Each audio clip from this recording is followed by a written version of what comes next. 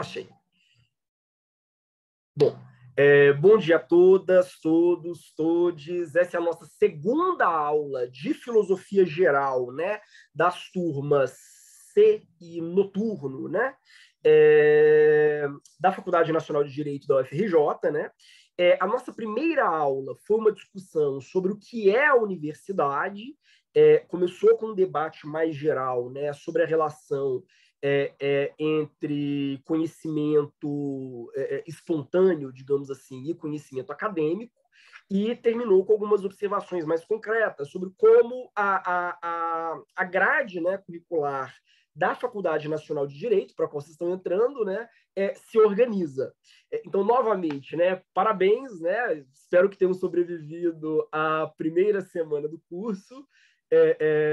Espero que não desistam, né, da faculdade, né, depois da primeira semana do curso.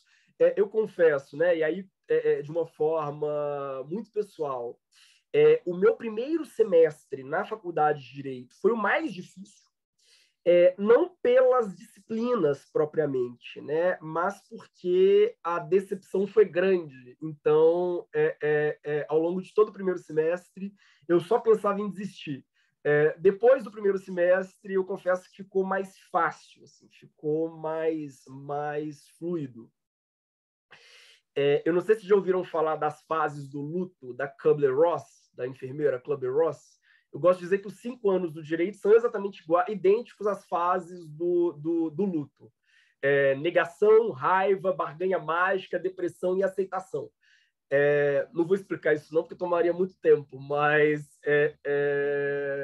enfim, vocês vão imaginar ao longo do curso do que eu estou falando. Bom, hoje, né, eu decidi reservar um tempinho para a gente conversar um pouco, né, sobre a faculdade de Direito em si mesma, né? Se vocês olharem aqui a imagem de fundo, né, é exatamente uma foto da Faculdade de Direito da UFRJ, né? O Palácio Conde dos Arcos, né? Que é um prédio muito bonito, embora seja um prédio pequeno para a quantidade de pessoas que transitam, né, pela faculdade todos os dias. Eu acho um prédio muito pequeno, mas, enfim, não deixa de ser um prédio muito bonito no centro histórico do Rio, né? Bom, eu vou começar fazendo uma observação que eu acho que eu esqueci de fazer na aula passada. Curso de Direito não é necessariamente curso de advocacia. Por quê? Porque o curso de Direito pretende ser enfim, a produção, né, e a veiculação de um conhecimento metodologicamente orientado. Lembra que a gente falou do que é um conhecimento metodologicamente orientado, né? Um conhecimento crítico, um conhecimento que dá razões de si mesmo, né? Um conhecimento metodologicamente orientado sobre o fenômeno jurídico. Então, essa é a primeira decepção, né? O curso de Direito ele não necessariamente capacita a abrir um escritório. Não necessariamente capacita. Aliás, várias questões, né, que vocês têm no início do curso, questões básicas, né? Por exemplo, como cobrar? Em tese, né, a resposta é fácil. Como eu vou cobrar caso eu me torne um advogado? É simples, a OAB tem uma tabela. O problema é que ninguém segue a tabela da OAB. Mesmo os escritórios mais renomados, né, em geral, cobram abaixo da tabela da OAB. O que implica uma certa concorrência, né? Nenhuma dessas discussões a Faculdade de Direito vai te responder. Já digo isso de antemão. Por quê? Porque não se trata de um curso com perfil profissionalizante, ainda que seja um curso no campo das ciências sociais aplicadas. É um curso que ele tem uma dimensão de capacitação profissional muito pequena, na verdade. Até porque a proposta, né, é a de que vocês pensem ou reflitam sobre o fenômeno jurídico de uma forma mais ampla e de uma forma mais crítica. E aí, né, eu vou dar uma definição muito genérica de direito. Imagino que vocês já estejam discutindo isso, né, em teoria do direito. Vou dar uma definição muito genérica só para a gente conseguir nos situar, né? Toda sociedade, absolutamente toda sociedade, tem estratégias de resolução de conflitos entre as pessoas, né? Sei lá, o meu vizinho roubou a minha galinha. Antigamente eu morava em Copacabana, hoje eu moro em Petrópolis, então briga de galinha não é tão longe da minha realidade assim. Meu vizinho roubou a minha galinha. Nós temos duas possibilidades simples, né, para resolver esse problema do roubo da galinha. Eu posso resolver esse conflito daquela forma que eu acho que é a mais eficiente, né? Eu contrato uns gangsters que vão, enfim, esperar o meu vizinho chegar em casa do trabalho e dar uma surra nele. Isso é uma estratégia de resolução de conflitos absolutamente eficiente, mas ela não é jurídica, né? Aliás, o risco, se todo mundo resolver seus conflitos assim, né, é que a sociedade em que a gente viva simplesmente se desintegre, né? Então, qual é a alternativa, né, que nós criamos? Né? Nós criamos o direito, quer dizer, a gente cria uma rede, né, de técnicas de resolução de conflitos. Em muitas sociedades, né, essas estratégias de resolução de conflitos, elas não são cientificizadas. Sei lá, meu vizinho roubou a minha galinha, eu vou consultar o padre mais próximo. O padre vai dizer de quem que é a galinha. Ou eu vou consultar o ancião mais próximo, a pessoa mais velha do bairro. A pessoa mais velha do bairro vai dizer, olha, galinha é sua ou galinha do fulano. Ele deve te ressarcir porque ele roubou a sua galinha, te dando em troca sei lá, um gatinho. É viável. Na sociedade, né, ocidental, pelo menos desde o Império Romano, nós não resolvemos conflitos assim, em tese. Né? Nós criamos uma série de técnicas que se descolam, né, da política, da religião, da moral, né? Uma série de técnicas que nós designamos, né, como direito, que funcionam exclusivamente como instrumentos, né, de resolução de conflitos. E mais do que isso, né? Essas técnicas elas são aplicadas por um corpo de pessoas formado para isso. Quer dizer, um corpo de pessoas instruído com base nessas técnicas. Mas mais do que aprender a aplicar essas técnicas, né, o que o curso se pretende fazer é te dar uma base, te dar um cabedal para você refletir criticamente sobre essas técnicas de resolução de conflitos que você aplica. Muito abstrato?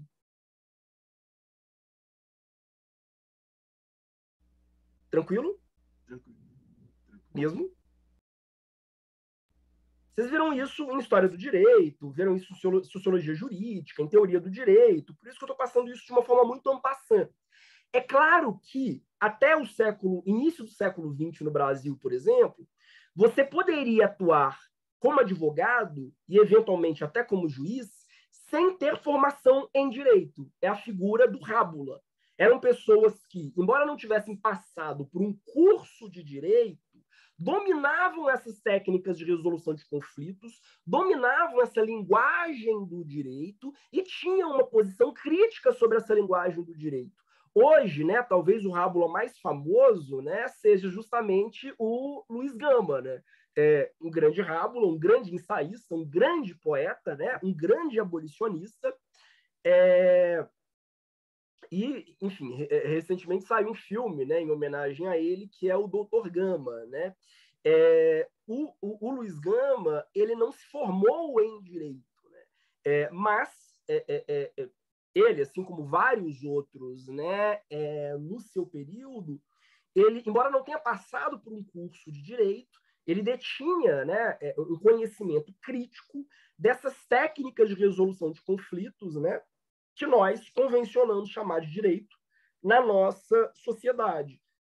Perdão, isso o autorizava a atuar como advogado. É muito interessante, se vocês pegam um caso, por exemplo, acho que salvo engano, do Evaristo de Moraes, ele atuou durante muito tempo como rábula e só depois ele decidiu cursar direito, salvo engano, na FND. Então, isso não era incomum. Hoje, não. Hoje, isso não é permitido. Aliás, mais do que isso, né? Muitas atividades que elas poderiam ser feitas, embora envolvam o direito, elas poderiam ser feitas diretamente pelo leigo, sem assessoria de um advogado.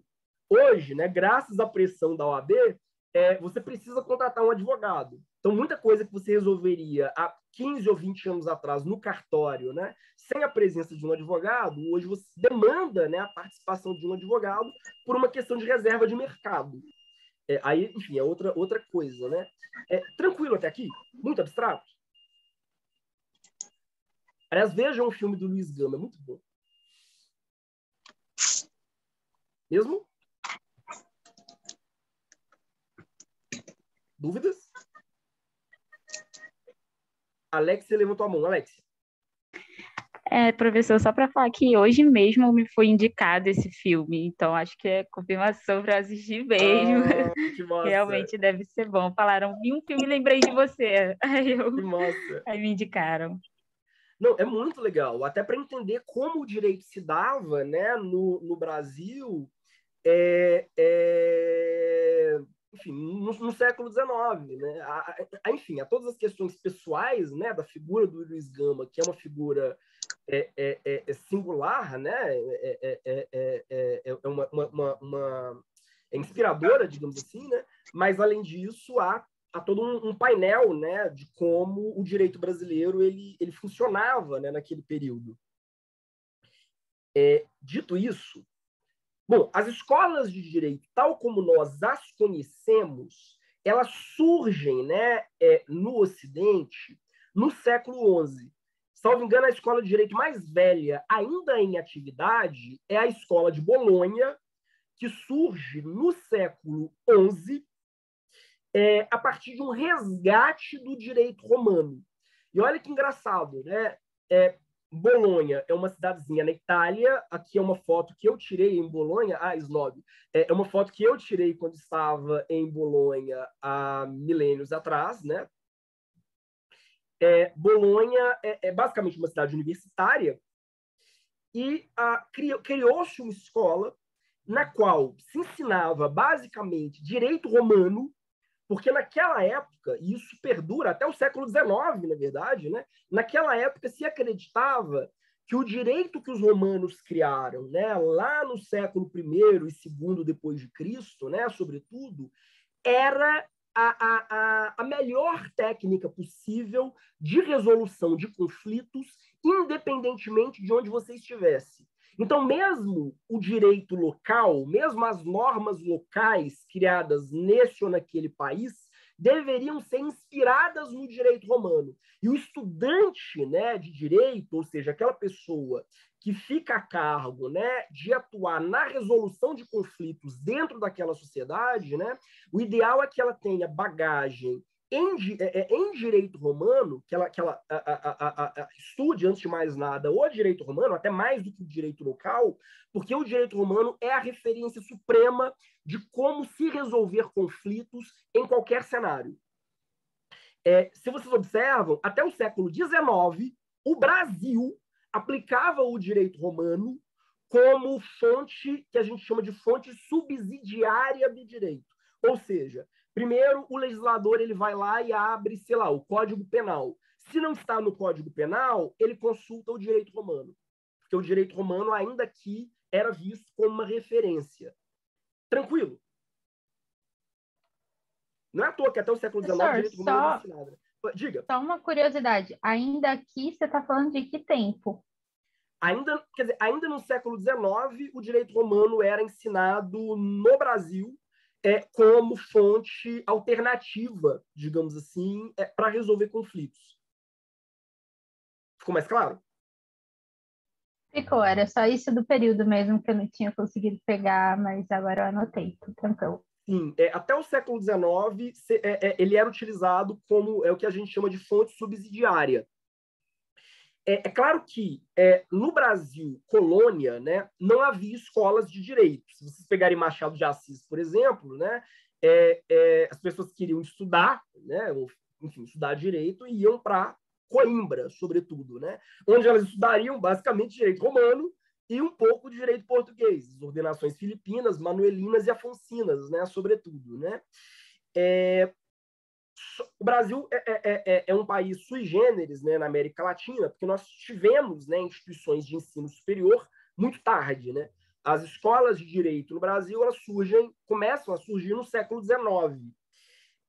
sendo que as primeiras, e ainda hoje, né, em certo sentido, as mais... sem chauvinismo, né, aquelas que são consideradas simbolicamente as mais importantes são a Faculdade de Direito do Recife, que hoje é vinculada, né, à Universidade Federal de Pernambuco, a Faculdade de Direito do Largo de São Francisco, né, a USP, São Paulo, a Faculdade Livre de Direito da Bahia, a UFBA, que está, né, na UFBA, né, na Universidade Federal da Bahia hoje, a Faculdade Nacional de Direito, na UFRJ, né, e a Vetusta Casa de Afonso Pena, na UFMG. São algumas das escolas mais antigas de direito, né, e ainda hoje, escolas que tiveram, né, sobretudo no fim do século XIX e no início do século XX, um peso político muito importante. Né? Dessas escolas saíram vários presidentes, ainda são as escolas que formaram boa parte dos ministros, né, do STF e do STJ. Então, acaba que tiveram um papel importante até na formação dos quadros políticos e dos quadros burocráticos, né, do Brasil, que então se tornava independente. Tranquilo, não vou gastar muito tempo nisso também não, porque é só realmente para constar. Né? A Camila falou que está com problema de conexão. Ah, não, tranquilo, Camila, fica tranquila. Tranquilo até aqui, gente? Tudo tranquilo, professor. O Rafael levantou a mão. Rafael. Oi, professor, tudo tranquilo. Eu só queria perguntar o seguinte, na Faculdade Nacional de Direito, surgiu da antiga Faculdade do Brasil, não foi isso? Do Rio de Janeiro? Não. A Faculdade Nacional de Direito é anterior à Universidade do Brasil. Assim como a Vetusta Casa de Afonso Pena é anterior ao FMG, ou a Faculdade Livre de Direito da Bahia é anterior à UFBA, ou a Faculdade de Direito do Largo de São Francisco também é anterior à USP. É por essa razão, inclusive, que essas escolas, se vocês pararem para pensar, estão todas, sem exceção, fora do campus. Você tem a Faculdade de Direito no centro, em geral no centro histórico da cidade, e o campus feito depois. O que ocorre é que essas escolas elas foram absorvidas depois pela universidade. Eu vou contar o caso da FND, por exemplo, ele é muito emblemático. Havia duas escolas, na verdade. Essas duas escolas elas foram, na República Velha, salvo engano, em 1916, uma coisa do gênero. Elas foram aglutinadas, a gente juntou essas, quer dizer, juntaram essas duas escolas em uma só. E depois, quando a UFRJ, né, ela foi constituída, essa escola ela passou a pertencer organicamente ao UFRJ. As universidades brasileiras propriamente, né, enquanto universidade, não só como escolas isoladas, que em geral o que se tinha? Né? Você criava uma escola de direito, uma escola de engenharia e uma escola de medicina, que não tinham relação entre si, embora ficassem nessas capitais importantes, né? Em São Paulo, Rio de Janeiro, Minas. As universidades, por outro lado, em geral, se criava primeiro uma escola de filosofia e ciências. E dessa escola de filosofia e ciências criavam uma universidade, é o caso de Minas Gerais, por exemplo, e essa universidade acabava absorvendo escolas anteriores a elas. Então, a FND é mais antiga do que a UFRJ. A UFRJ ela nasce da Universidade do Brasil, mas a própria Universidade do Brasil é posterior à Faculdade de Direito. Tranquilo? Não sei se... Tanto que isso gera uma discussão longa, na verdade, né? Porque se você parar para pensar, não faz muito sentido continuar gastando, né, num prédio no meio do centro da cidade, que poderia ser, enfim, vendido, alugado, poderia perfeitamente fazer um prédio, né, no campus e oferecer o curso de Direito lá. A UFMG, especificamente, tem essa discussão há muitos anos. Porque a UFMG ela tem um prédio. Na verdade, a UFMG ela tem uma faculdade de Direito, né, que ocupa 3 prédios na área nobre da cidade. São 3 prédios a poucas quadras da Praça da Liberdade, em Belo Horizonte, né? Um prédio de 16 andares, um prédio de 14 e um prédio de 4, que é o da biblioteca. A praça em volta também pertence, salvo engano, à universidade, a Praça Afonso Arinos. É um prédio que custa muito, a manutenção do prédio é muito cara. A venda do prédio poderia trazer um recurso, né, grande para a universidade. Há um espaço excelente dentro do campus, né? O campus da UFMG não fica no centro, fica num bairro chamado Pampulha, é um bairro fora do centro histórico de Belo Horizonte, né? A ida da Faculdade de Direito para o campus da Pampulha representaria, né, anualmente, né, uma economia grande para a universidade, mas isso está sendo discutido desde que eu era aluno da faculdade, ou seja, né, há, sei lá, 20 anos atrás, mas não há interesse em fazer essa transposição, até por uma razão histórica, porque, enfim, boa parte das faculdades de Direito elas são anteriores às universidades e estão descoladas das universidades. Isso cria, inclusive, um clima muito ruim. Eu tive a experiência de fazer o meu segundo grau no campus da UFMG. E era ótimo. Eu acordava um dia e falava assim, eu quero matar a aula hoje e assistir filme na Escola de Belas Artes. Eu passava o dia na Escola de Belas Artes. Isso o aluno de Direito ele acaba não tendo. Ele não tem uma experiência realmente de convívio com outras faculdades, né? Com alunos de outros cursos, né? Até para trocar fluidos, né, gente? Paquerar a gente de outro curso. Vocês vão descobrir que é insuportável namorar a gente do Direito. Vocês vão rezar para ter, enfim, calorada, né, festa em outros cursos para conseguir travar contato com a gente, enfim, da odontologia, da letras, que enfim, Direito é um saco. Mas as possibilidades de fazer isso acabam muito limitadas, porque as faculdades de Direito mais antigas do Brasil estão sempre fora do campus. Se você vê uma faculdade de Direito dentro do campus, é o caso, por exemplo, da UFSC, que é a Federal de Santa Catarina, você pode ter certeza que não é uma faculdade tão antiga. Tranquilo. A Laísa comentou, né? Ninguém gosta de estudante de Direito. Nem o estudante de Direito gosta de estudante de Direito. Mas a Alexia comentou, né? Odonto não. Odonto não é. Bom, mas enfim. E a Ruth, né? Vamos se unir aos mediciners. Nossa, vai juntar as duas piores espécies, né, possíveis, né? Estudante de medicina e estudante de direito. Não, fujam disso. Mas, realmente, o clima, por exemplo, na Federal de Santa Catarina, né, a Sandy comentou, né, o UFSC, meu país, o clima na Federal de Santa Catarina é muito diferente, porque realmente é uma faculdade de direito, né, o Centro de Ciências Jurídicas, que está junto de outras, é do lado da faculdade de economia, do lado da faculdade de administração, então você gera, né, você produz um outro tipo de experiência.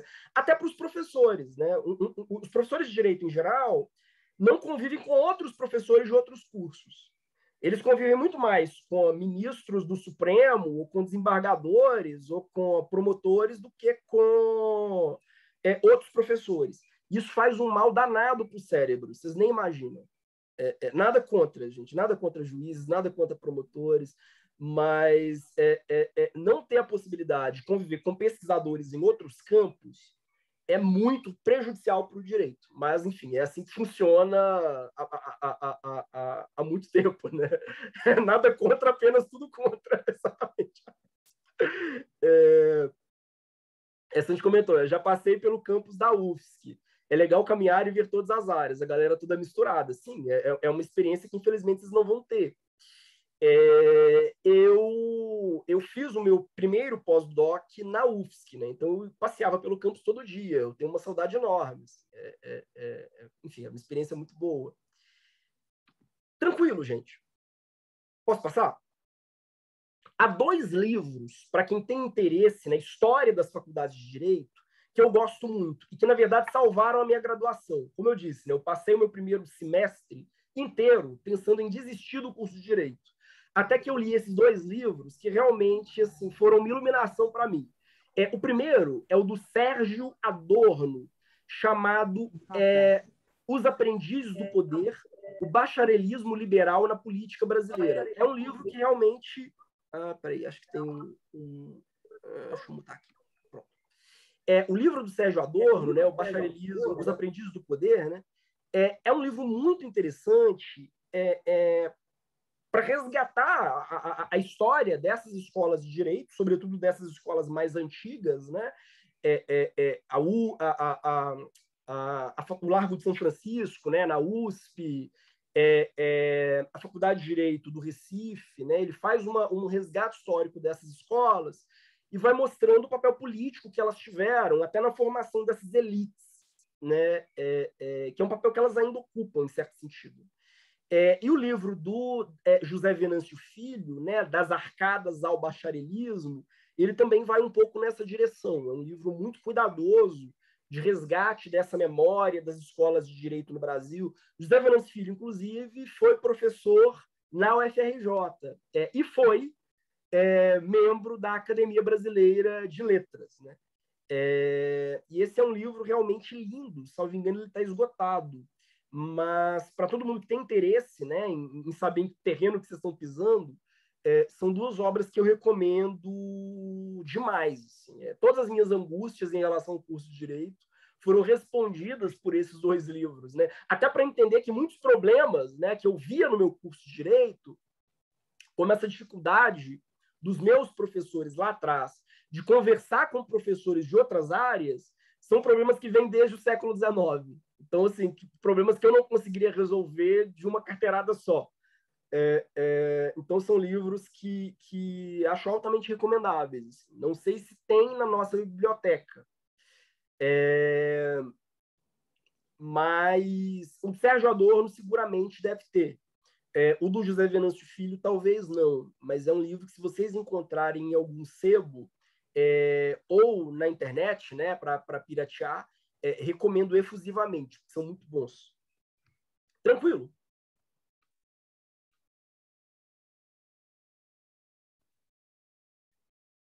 Bom, mais uma observação, e agora algumas observações um pouco mais práticas, né? Aliás, eu coloquei aqui do lado uma foto do prédio da Faculdade de Direito da UFMG. Os 3 prédios na foto pertencem à Faculdade de Direito, e a praça em frente também. Bom, há uma frase do Buñuel, vocês vão ouvir falar do Buñuel seguramente, porque o Buñuel é um dos fundadores, no século XIX, da escola da exegese. Essa escola da exegese, ela é a precursora do positivismo jurídico, de um Kelsen, por exemplo. Né? Seguramente vocês vão ouvir falar muito do Kelsen ao longo desse semestre. O Buñuel, ele tinha uma frase que era: não sei direito civil, limito-me a ensinar o Código Napoleão. O Código Napoleão é o primeiro código civil contemporâneo, né? Então ele dizia, não sei nada de direito civil. A única coisa que eu sei é o Código Napoleão. Hoje, todo mundo sabe que o ensino de direito não é e não pode ser simplesmente o ensino do que está escrito no código. Primeiro, porque o código muda muito rápido. As leis mudam muito rápido. Segundo, porque as leis não são a única fonte do direito. Vocês vão ainda ouvir também falar de fontes do direito, né? Se já não ouviram, né? Mas o direito brasileiro atual aceita pelo menos 5 fontes, eu diria, né? A lei, claro, né? A norma geral e abstrata, né? Criada pelo legislador. Os costumes, isso vale muito para direito de empresa, por exemplo. Os costumes da praça, né? Mandam muito. Por exemplo, cheque pré-datado. O cheque pré-datado não está na lei. Não existe uma lei dizendo que o cheque pré-datado deve ser aceito. O cheque pré-datado é aceito porque ele se tornou um costume recorrente. Então, a lei, os costumes, a jurisprudência, né? Os precedentes judiciais, melhor dizendo, né? A doutrina, a opinião dos doutores dentro daquela área, isso também tem peso, né? Também tem peso na formação do direito. E a autonomia da vontade. Por exemplo, quando você faz um contrato, você está criando o direito. Quando você faz um testamento, você está criando o direito. Então, quer dizer, o direito ele não se limita à lei. O direito ele não se limita ao código. Então, um curso de direito ele não é um curso de legística. Tranquilo. Muito abstrato? Tranquilo. Aliás, há inclusive, né, eu diria, uma outra fonte além dessas, né, da lei, dos costumes, da autonomia da vontade, da doutrina e lei, costumes, autonomia da vontade, doutrina, e por aí vai. Há uma outra fonte ainda, né? Que é a equidade, né? Equidade é basicamente a razão prática, é a prudência, né? O bom senso, digamos assim, né? Também funciona como fonte do direito, digamos assim. Mas isso vocês verão largamente em teoria do direito 1. O que eu acho que é importante vocês gravarem é que, não sendo um curso de legística, o curso de direito ele é muito mais amplo do que isso, né? Ele é um curso que ele se divide atualmente, né? Isso na FND e em outros lugares também, em 3 grupos de disciplinas. Vocês vão ter as disciplinas práticas, as disciplinas que a gente chama de zetéticas e as disciplinas dogmáticas. Já viram isso? Não? Então, legal. Vou aprofundar um pouco nisso, então, aqui com vocês hoje.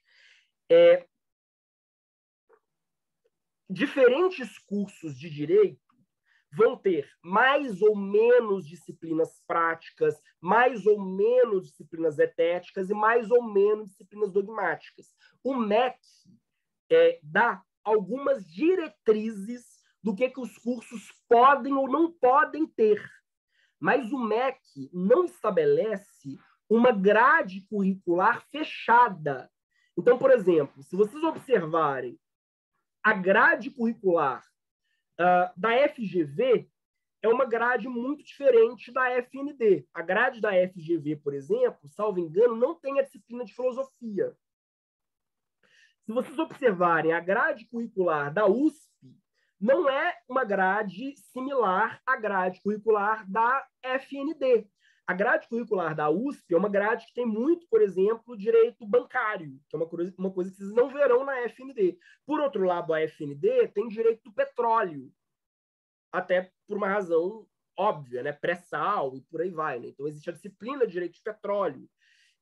A grade curricular da UFMG, das grades que eu conheço, é a grade que dá mais preponderância para disciplinas teóricas. Então, é uma grade em que quase 50% das disciplinas são disciplinas teóricas. Filosofia do direito, antropologia jurídica, hermenêutica jurídica, todas elas são obrigatórias. A base que eu tive, né, de filosofia do direito se deu em virtude disso. Quer dizer, me formei numa faculdade que privilegia isso.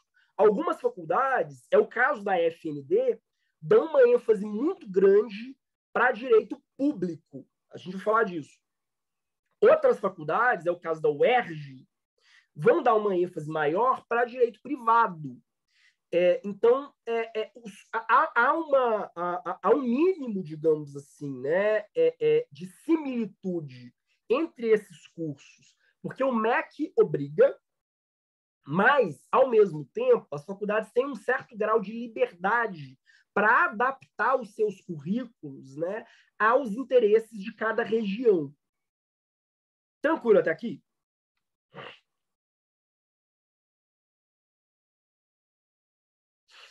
O Breno comentou, né? Eu vi isso sobre as dogmáticas. Isso você fala essa diferença entre as disciplinas?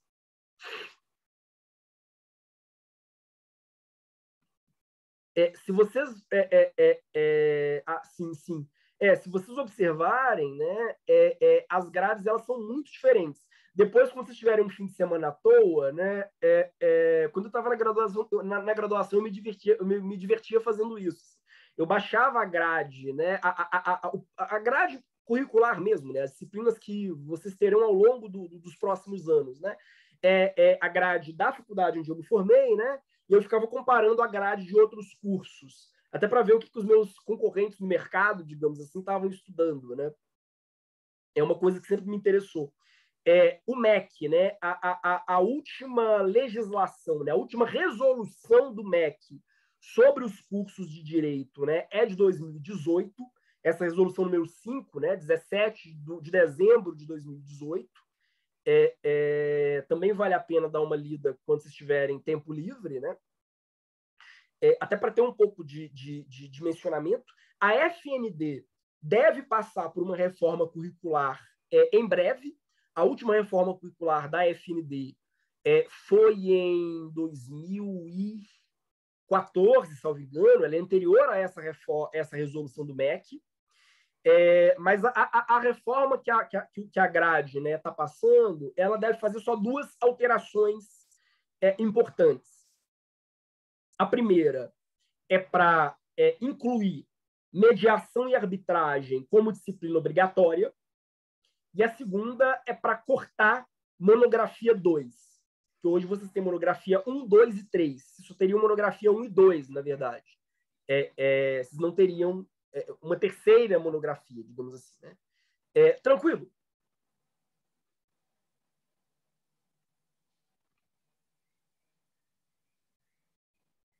A Sandy comentou, né? Eu conheço zetética como propedêutica. Vou falar isso já já.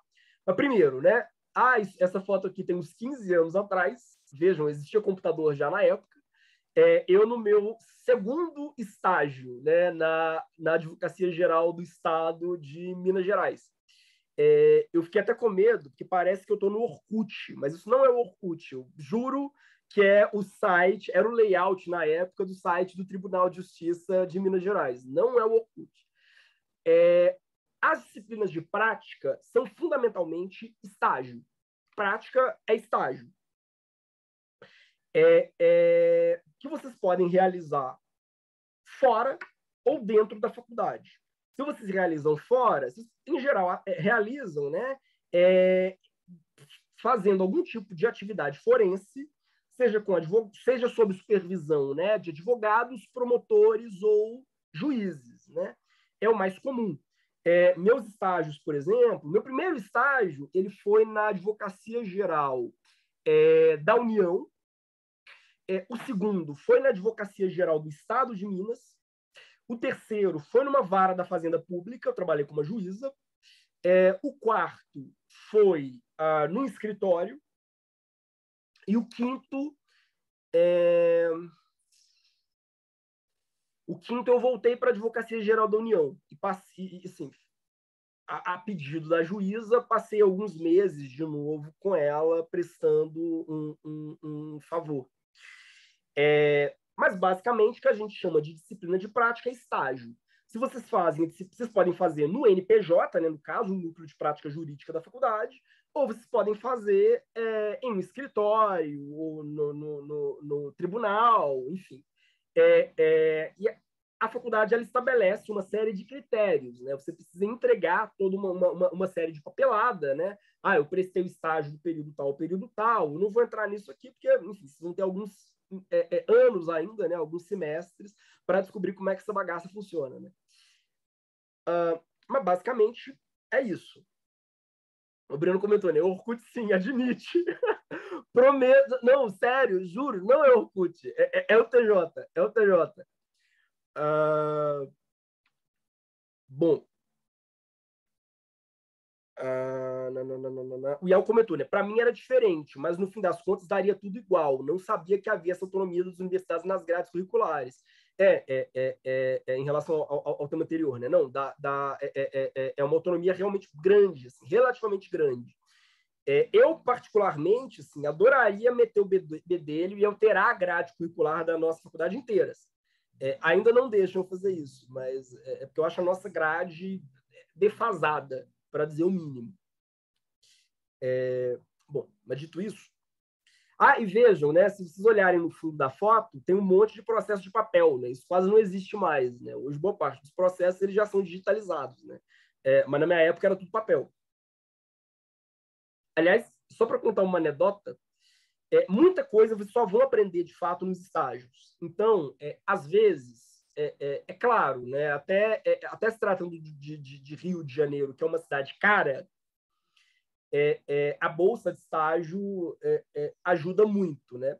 Mas, às vezes, você aprende mais em um estágio que te remunera menos do que em um estágio que te remunera mais. Grandes escritórios contratam estagiários para bater carimbo. Eles querem, basicamente, alguém para cuidar de papelada burocrática, você servir café. Então, eventualmente, né, estágio em escritórios pequenos ou órgãos públicos podem te oferecer maiores oportunidades de aprendizagem. Esse é o primeira observação. Aí eu me lembro de um caso muito engraçado, porque eu fui buscar um processo numa vara de outra cidade, né, em nome do advogado para o qual eu trabalhava, e o secretário disse assim, eu estava, sei lá, no meu quarto ou quinto período, o secretário, né, da vara disse assim, olha, esse processo está em apenso. Eu nunca aprendi o que era apenso na faculdade. Apenso? O que é apenso? Aí ele levantou um processo e tinha um barbante amarrando um processo a outro. Aí ele apontou para o barbante e falou, apenso. Quer dizer, um processo ele estava condicionado ao outro, né? Eu nunca esqueci disso. Ninguém nunca me disse que era apenso na faculdade. Mas sempre que eu penso em apenso, um processo apenso, né, eu lembro desse moço puxando o barbante. Muita coisa vocês só vão aprender na prática. Não há nada mais torturante do que decorar prazo processual. 15 dias para recorrer, 5 dias para apelar. Não tem nada mais desesperador do que decorar prazo processual em abstrato. É uma coisa que você acaba aprendendo na prática mesmo, realizando estágio. Então,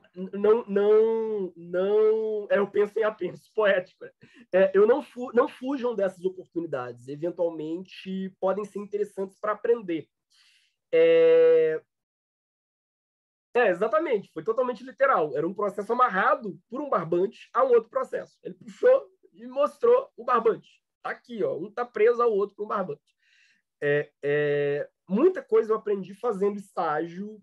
Eu tenho muitos colegas, né, que tinham conhecidos que faziam estágio, ou melhor, conhecidos que já eram advogados, né, e pediram simplesmente para fraudar um documento, dizendo que ele foi meu estagiário de janeiro a julho. Entrega lá e protocola. Pronto, fiz minha disciplina de prática, né, sem nunca ter pisado num escritório. Eu não acho mais aconselhável. Se vocês puderem rodar, fazer estágio em mais instituições, melhor.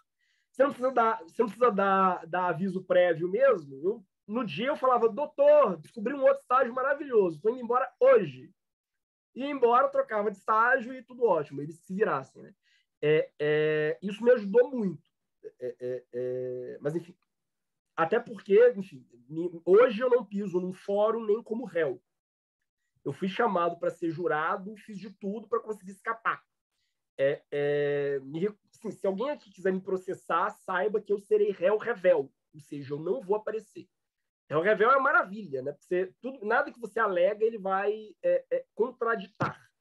Saibam que se vocês algum dia quiserem me processar, eu serei réu revel, porque eu tenho horror à atividade forense e prometi a mim mesmo nunca pisar num fórum. Mas, ao longo da minha graduação, eu passei pelo menos 3 anos intensos circulando em todos os escritórios possíveis. Bom, aí vem a distinção, né?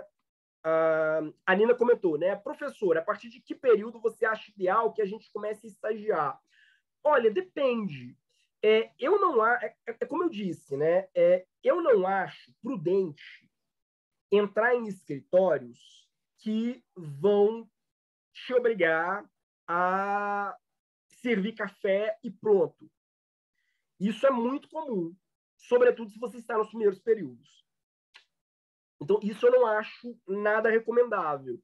Talvez o ideal, se você pode se dar o luxo, vamos dizer assim, de ficar algum tempo sem a bolsa de estágio, eu vou pleitear uma bolsa de monitoria para filosofia geral, eu vou pleitear uma bolsa de iniciação científica e aproveitar um pouco mais a faculdade até o 3º, 4º período, e aí começar a realmente se aventurar por um estágio. É claro, aí tudo depende das condições, porque às vezes é tentador, tipo, eu vou ganhar R$1.500, R$2.000 num estágio, num escritório X.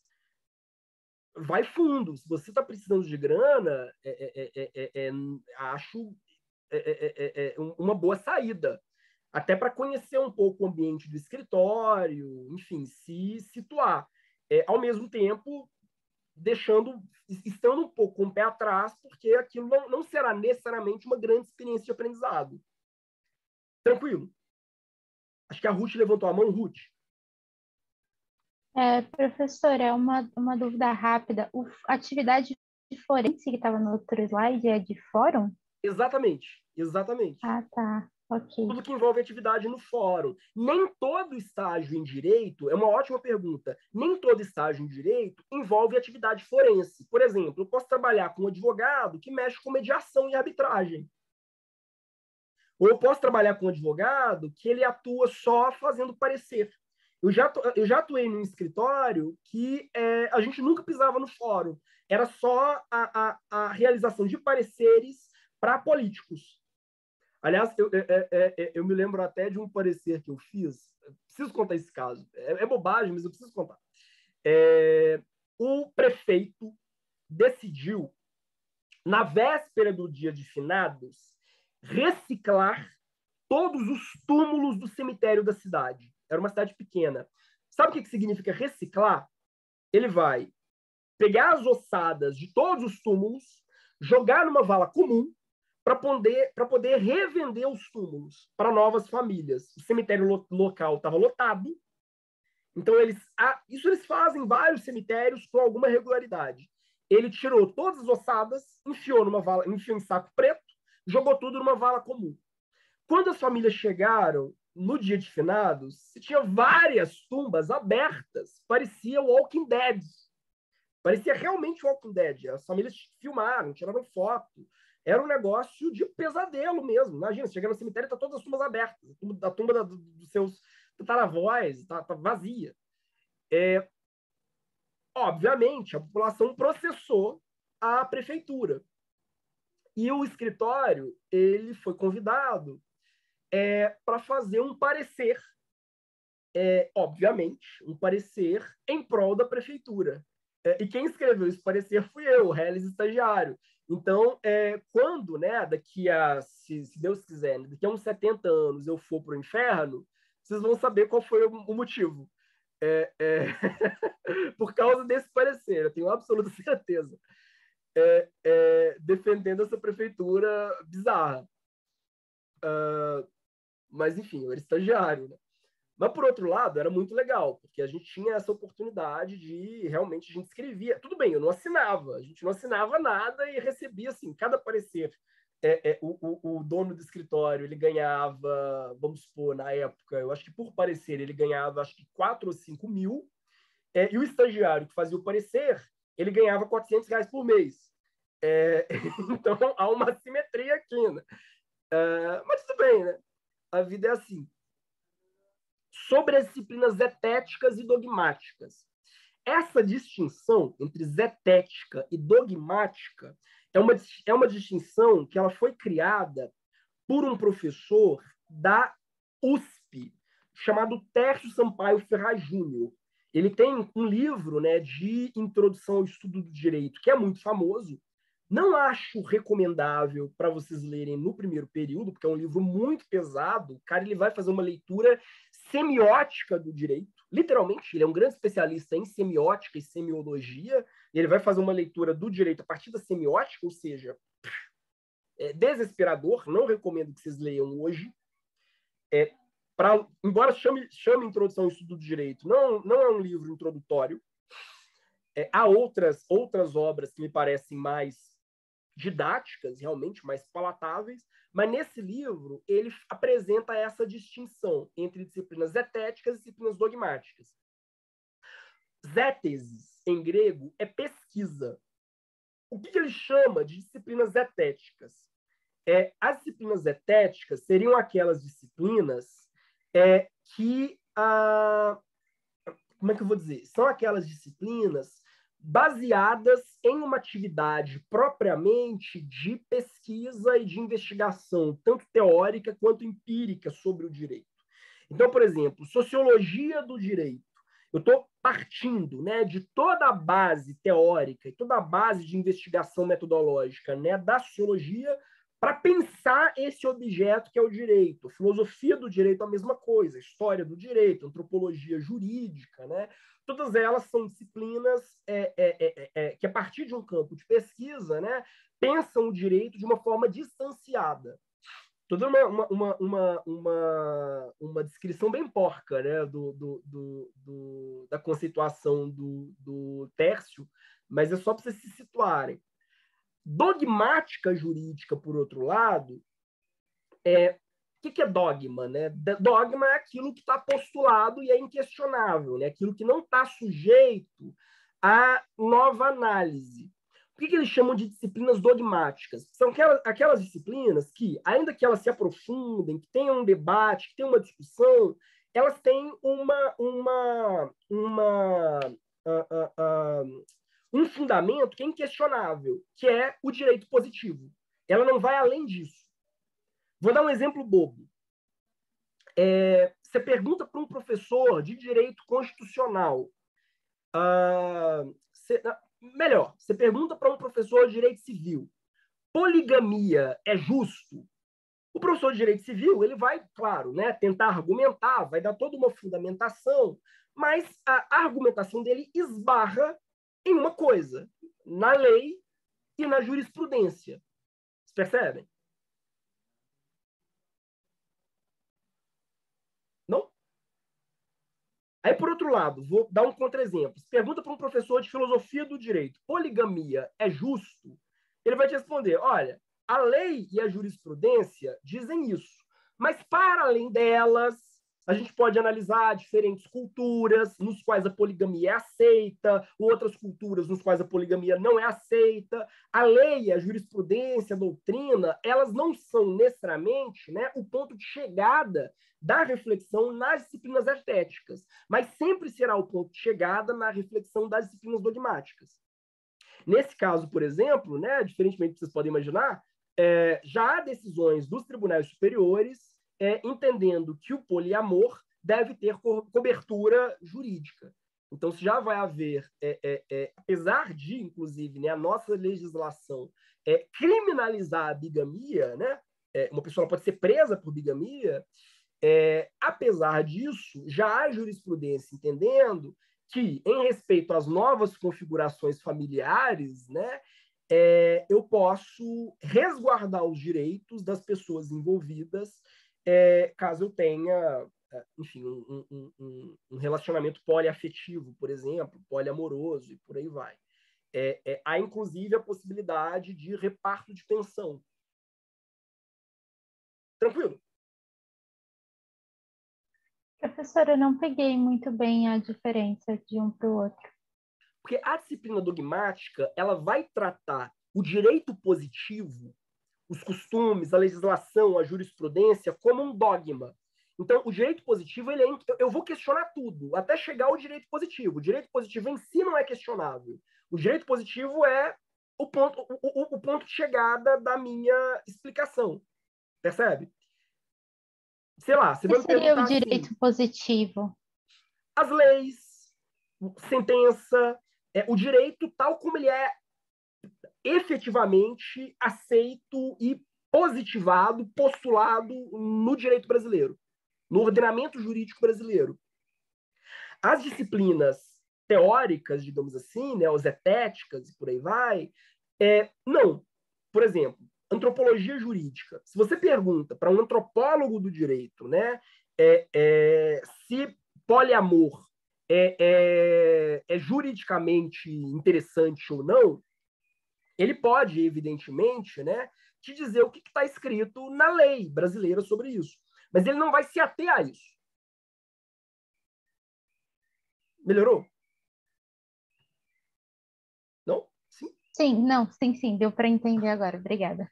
Ou então, sei lá, pena de morte. Você pergunta para alguém, pena de morte é aceita no Brasil? Ele vai abrir o Código Penal. Você pergunta para um professor de dogmática jurídica, pena de morte é aceita no Brasil? Ele vai abrir o Código Penal e vai dizer, olha, no Código Penal, pena de morte não está prevista. Se você pergunta, né, para um sociólogo do direito, para um historiador do direito, se pena de morte é aceita ou não no Brasil, ele não vai se ater a isso. Ele precisa fazer todo um outro perfil, né, todo um outro ramo de reflexão em torno disso. Ele pode dizer, olha, historicamente, a pena de morte foi aceita no Brasil até o tempo tal, ela deixou de ser empregada ali. Tranquilo. Professor, só uma dúvida então quanto a isso. Eu entendi a diferença, mas quando você estava trazendo que tem universidades que têm grades diferentes, mas todas elas são obrigadas a ter alguma disciplina que trate de uma da outra. Então, por exemplo, você comentou que a FGV, se eu não me engano, não tem filosofia geral. Uhum. Então, eles têm que ter alguma outra disciplina que tenha esse ensinamento da parte zetética, mesmo que Sim, eles não sim, tenham as mesmas, exatamente, exatamente. certo? Perfeito, perfeito. O MEC, ele prevê núcleos, né? Ele vai dizer, olha, todo curso de direito precisa possuir disciplinas práticas, disciplinas teóricas, ou zetéticas, ou propedêuticas, e disciplinas dogmáticas. E ele dá alguns exemplos de quais disciplinas poderiam ser, mas ele não define exatamente, olha, vocês precisam ter essa disciplina. Tranquilo? Acho que o Rafael também levantou a mão. Rafael. Levantei. Professor, é o seguinte, em situações, tratando da parte dogmática, da parte de disciplinas dogmáticas, em situações atuais, por exemplo, em determinadas situações que a gente está lidando com problemas atuais, problemas, entre aspas, que eu digo, problemas jurídicos atuais, cara, a jurisdição passada é totalmente ultrapassada da situação que está acontecendo agora, né? Então tem muito esse problema também, né? Da jurisprudência antiga em relação àquele fato, a uma determinada situação, e em relação ao que socialmente hoje tem se construído, né? Não, Tem muito essa é uma ótima objeção, né? pergunta. Hoje, os tribunais superiores, eles têm tido um protagonismo muito grande. A meu ver, até nocivo, né? Mas a verdade para fazer frente, como o nosso legislador, né? Embora ele legisle muito, mas ainda assim, ele não consegue acompanhar as transformações sociais, e muitas vezes ele acha que politicamente, né, pode ser problemático acompanhar essas transformações. Imagina debater hoje no Senado ou na Câmara referendar relacionamentos poliamorosos, né, fazer uma legislação aceitando poliamor. Isso nunca vai passar, né? Pode ser politicamente muito problemático. Então, os tribunais superiores, eles têm assumido esse papel. E aí, os tribunais, eles têm se envolvido muito, tanto o STF quanto o STJ, né, produzindo decisões, né, tentando, de alguma forma, tapar buraco, tentando ocupar esses espaços, responder a essas questões novas. Não é à toa, né, que, sei lá, há 30 anos atrás, ninguém sabia o nome dos ministros do STF. Hoje todo mundo sabe. Todo mundo sabe, assim, todo mundo acompanha as decisões do STF, porque elas se tornam politicamente muito impactantes, né? No sentido de tentar suprir essa lacuna, né? Eu vou dar um exemplo besta. Salvo engano, o Código Civil ainda prevê que depois dos 70, posso estar enganado, faz anos que eu não leio o Código Civil, mas depois dos 70 anos, todo casamento depois que eu completo 70 anos, decido me casar, vamos supor, fiz 70 anos, vou decidir casar de novo com alguém com a metade da minha idade, ou com, enfim, um terço da minha idade. O Código Civil prevê que esse casamento será necessariamente por separação obrigatória de bens. Separação obrigatória. Por quê? Para evitar fraude. Evitar, sei lá, que eu seja enganado por algum pistoleiro que vai roubar os meus bens, enfim. Então, o Código Civil prevê isso. A jurisprudência dos tribunais superiores já aceita que, caso eu manifeste que eu sou uma pessoa lúcida, sã e estou de pleno domínio das minhas faculdades mentais, eu posso casar com divisão de bens, mesmo depois dessa faixa etária. Você percebe? Isso para tentar atualizar, até por uma razão, né? Há 30 anos atrás, uma pessoa com 40 anos já era velha. Quer dizer, minha avó, quando eu nasci, já era uma senhora idosa e ela tinha 40 e poucos anos, né? Mas já era uma senhora idosa. Hoje não, enfim, uma pessoa com 60 pode estar na flor da idade, tá? Indo para balada e zoar com a galera. Então, essas modificações, os tribunais superiores eles tentam fazer. Aí eles criam súmulas vinculantes, eles criam orientações para os tribunais. Então, há esse esforço. Daí que os professores de dogmática, né, eles acabam ensinando, claro, né, a legislação, mas tendo que ensinar também a jurisprudência atualizada. Eu vou dar uma aula de direito constitucional, eu tenho primeiro que consultar o newsletter, né, do STF, né, as notícias do STF, para ter certeza de que já não há uma decisão sobre aquele mesmo tema que eu vou abordar na aula, que já não muda um pouco, digamos assim, o encaminhamento que o texto da norma está dando. Entendi. Além da própria legislação, né, que muda muito rapidamente, com cada vez mais frequência, né? Então, por exemplo, isso é muito engraçado. Quando, no século XIX, né, Napoleão criou o Código Napoleão, ele achava que o Código Napoleão seria eterno. O Código Napoleão, porque a sociedade não ia mudar suficientemente para o Código Napoleão, quer dizer, o grande Código Civil criado pelo Napoleão, era para ele ser alterado. Ele achava, não, isso aqui é o meu grande legado para o mundo, porque é um texto que vai ser válido para qualquer povo para sempre. Hoje, né, os códigos eles se desatualizam muito rápido. Aí a gente tenta criar novos códigos, né, mas são códigos sempre provisórios. Né? Você tem agora um código do consumidor, um código do não sei o quê, mas é sempre uma perspectiva de que tanto a legislação quanto a jurisprudência ela está, no fundo, enxugando gelo em virtude do dinamismo da nossa sociedade, né? Das transformações profundas da sociedade. Agora, professor, você estava falando justamente dessa parte dos tribunais. Agora, por um outro lado, é o seguinte, eu acho também que isso eu estava lendo outro dia em um livro até de um ministro que lançou, e eu estava vendo exatamente essa situação de, às vezes, uma omissão do legislativo, o judiciário tem que entrar em cima para tentar amenizar um pouco aquela certa situação existente no conflito social. Então, essas ideias, por exemplo, eu acho que talvez seja uma introdução do STF em alguns assuntos. Sim, eu acho que também tem muito disso por causa das omissões também de política, situações legislativas. Né? Sim, eu vou dar 2 exemplos. Os 2 envolvendo servidor público. Há alguns anos atrás, há uns 12 anos atrás, fizeram uma reforma na Constituição autorizando passar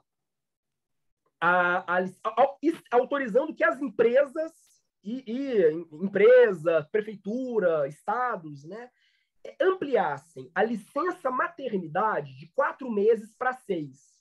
Não sei se vocês lembram disso.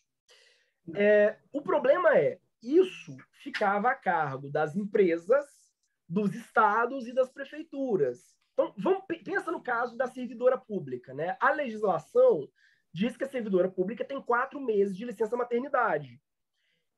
Mas a Constituição diz que ela pode ter até 6 meses caso o poder público, né, caso o governo, acate. É óbvio que nenhum governo quis criar novas leis para aumentar em 2 meses a licença maternidade das suas servidoras. Ninguém fez isso. Absolutamente ninguém fez isso. Então, você ficava numa situação que era um limbo. Quer dizer, a Constituição diz que as funcionárias, por exemplo, da Prefeitura do Rio de Janeiro podem ter até 6 meses de licença maternidade, bastando que haja uma legislação autorizando, que a própria Constituição já prevê, mas a Prefeitura decide não fazer isso, decide não legislar. Eu cito esse caso porque foi o caso da minha mãe. O que eu fiz? Né? Foi a última petição que eu escrevi, inclusive, né, há 12 anos atrás. Eu escrevi uma petição dizendo, olha, o direito já está na Constituição, mas o governo não quer legislar sobre isso. Aí, resultado, a juíza impôs isso. Ela falou, olha, é um direito que está esculpido na Constituição, embora as prefeituras e os estados, né, não tenham redigido as leis a respeito disso, então a servidora deve fazer jus aos 6 meses de licença maternidade. A mesma coisa com o direito de greve. Todo trabalhador tem direito à greve. A greve dos trabalhadores da iniciativa privada é regulada pela CLT. Mas a greve dos trabalhadores do poder público, eu, por exemplo, sou professor da Universidade Federal, a minha greve não é regulamentada por lei nenhuma, porque ninguém quis fazer uma... Até parece, né, que o governo federal vai fazer uma lei regulamentando como servidores federais vão entrar em greve. Não é de interesse dele. Então, o que aconteceu? Mas aí gera um caos. Assim, eu não sei o que fazer. Se a gente entra em greve, quantos de nós tem que entrar, quantos tem que continuar funcionando? É serviço essencial, não é serviço essencial? O que o Poder Judiciário fez? Isso foi uma das decisões mais polêmicas do STF, inclusive. O STF legislou, o STF fez um acórdão definindo como a greve dos servidores públicos deveria se dar, na ausência de uma legislação como a CLT, que prevê a greve de servidores privados. Vocês percebem? Muito abstrato, gente. Acho que tem duas pessoas que levantaram a mão. Não consegui entender. Valeu, professor. Acho que o Breno levantou a mão e a Marcela. Breno? Eu ia questionar justamente isso, mas acho que você pontuou. Eu ia perguntar para você o que você acha desse cenário, porque, assim, em princípio, né, o papel do jurista não é legislar, mas, ao mesmo tempo, tem toda essa missão do legislativo mesmo, né? Questões importantes, como você falou, sociais e de exceção, né, como você bem pontuou da pandemia, e o legislativo não fez nada. Mas eu queria saber realmente o que você acha desse cenário, porque realmente fica nessa dicotomia, né, cara? Porque ao mesmo tempo que a gente tem que respeitar né, os poderes, né, a separação deles, mas ao mesmo tempo tem um deles que não faz o serviço efetivo, né? Aí eu queria perguntar para você o que você acha, mas acho que você já meio que definiu. O Douglas comentou, né? Tá muito abstrato, sim. Tá muito abstrato.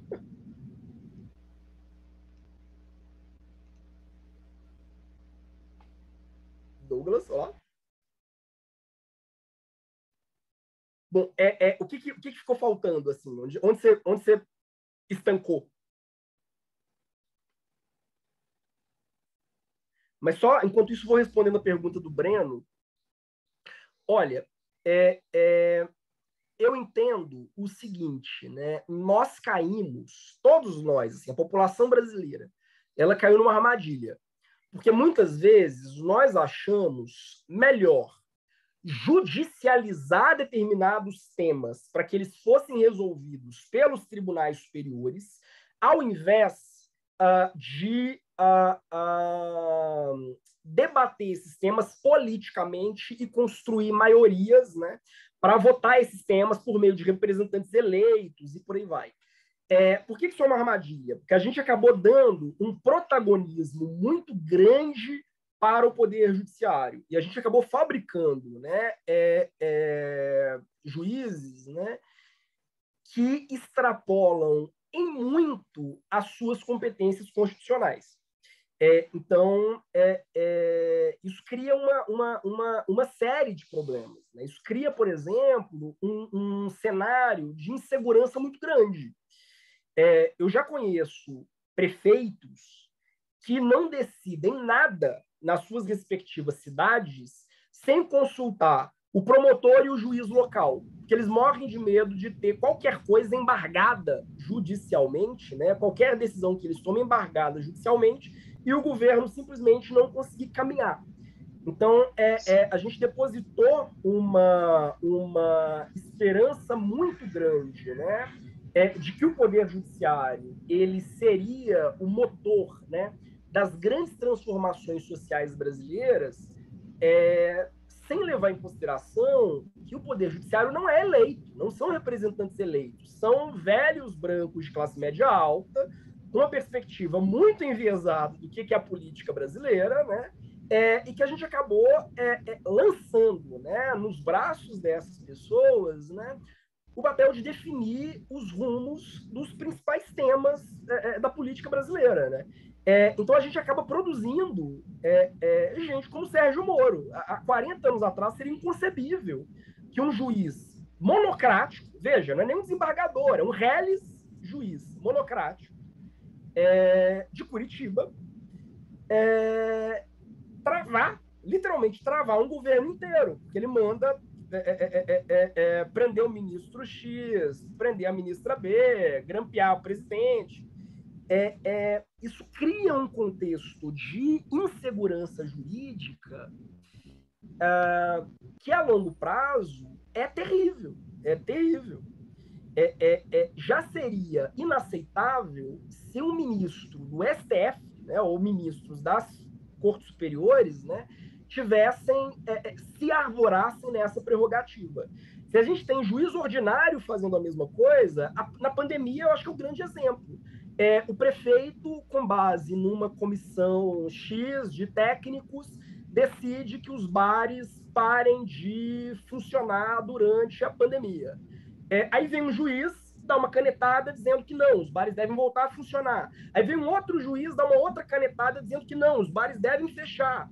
Isso cria um cenário de vulnerabilidade que a gente está literalmente à mercê de um grupo pequeno de homens que, a bem da verdade, não tem uma grande formação assim, vocês vão me desculpar. Não tem preparo para tomar esse tipo de decisão, essa que é a verdade. Isso exatamente, Alex, todo dia uma decisão diferente.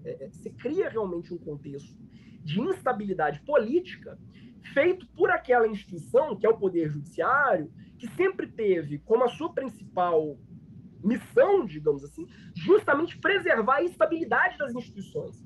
Porque, veja, e aí, sinceramente, em termos de poder público, tem uma frase do Goethe que eu acho sensacional. O Goethe dizia o seguinte: antes uma decisão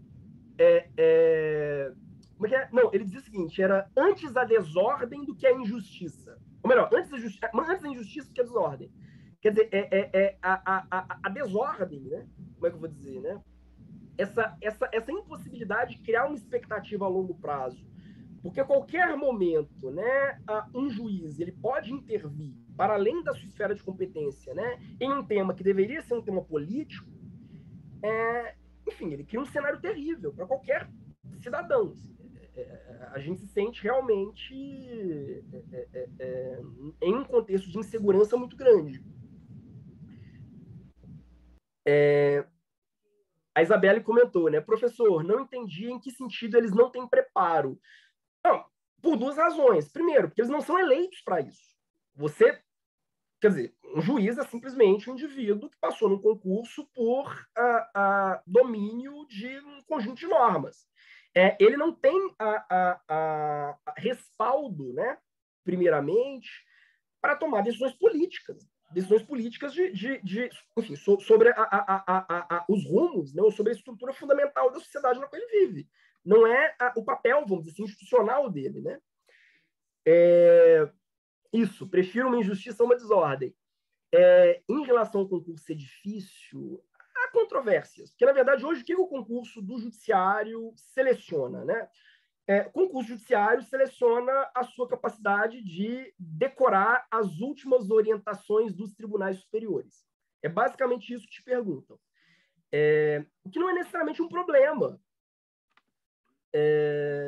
Mas é isso. Se você decorar tudo, você passa. Não é necessariamente um problema, mas não dá àquele indivíduo a base em economia, ciência política, antropologia, sociologia, que ele deveria ter para tomar uma decisão em nome de uma coletividade. Vocês percebem? A pandemia é isso.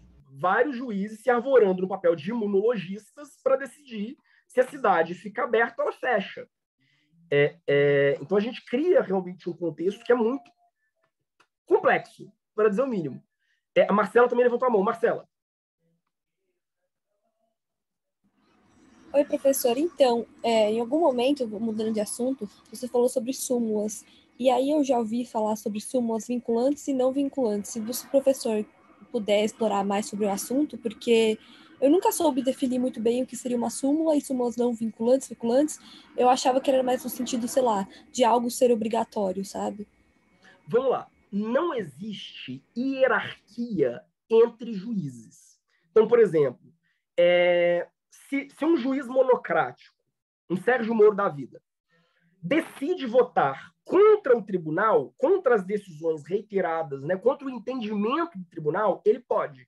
Ele não está hierarquicamente submetido ao tribunal. O juiz ele é livre para decidir e ele não precisa seguir as decisões, ainda que sobre o mesmo tema, dos tribunais, em tese, superiores. Há uma hierarquia funcional, administrativa, mas não há hierarquia de conteúdo. O conteúdo das minhas decisões não está condicionado ao conteúdo das decisões anteriores. Isso em tese.